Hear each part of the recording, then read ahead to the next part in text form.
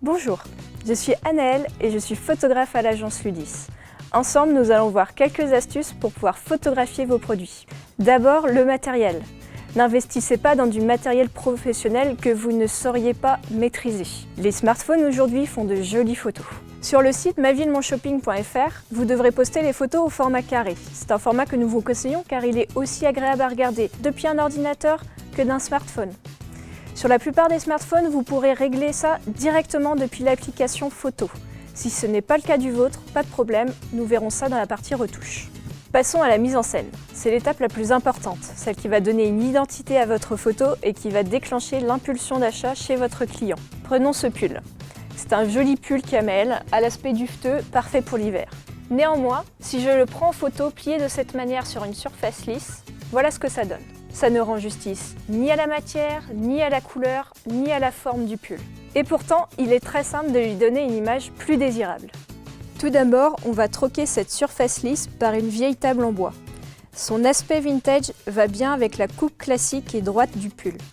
Le marron du bois crée un camailleux qui se marie parfaitement avec le camel.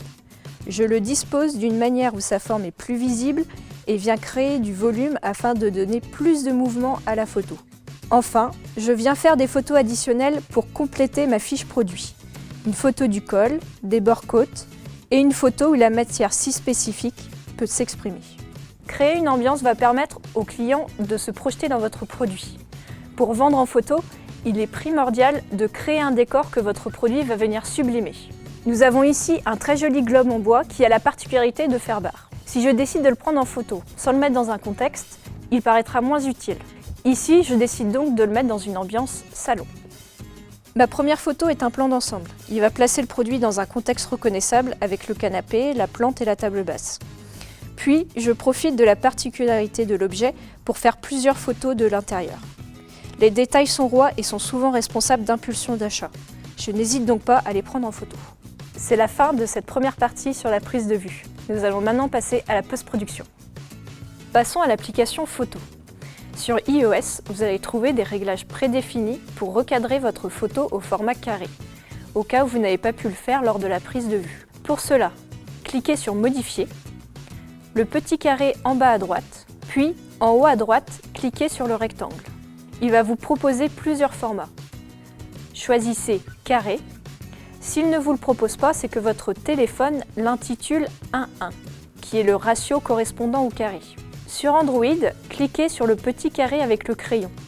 Puis, Éditeur de photos. Sur la barre latérale, vous avez une icône carrée qui va vous proposer Rogner. En cliquant dessus, vous allez accéder aux différents formats. Il y a 3 réglages très importants. L'exposition qui va jouer sur la lumière de votre photo.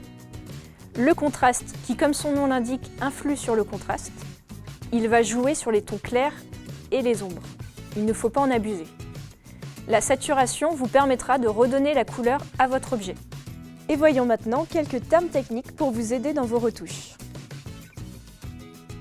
Merci à vous d'avoir suivi cette petite formation.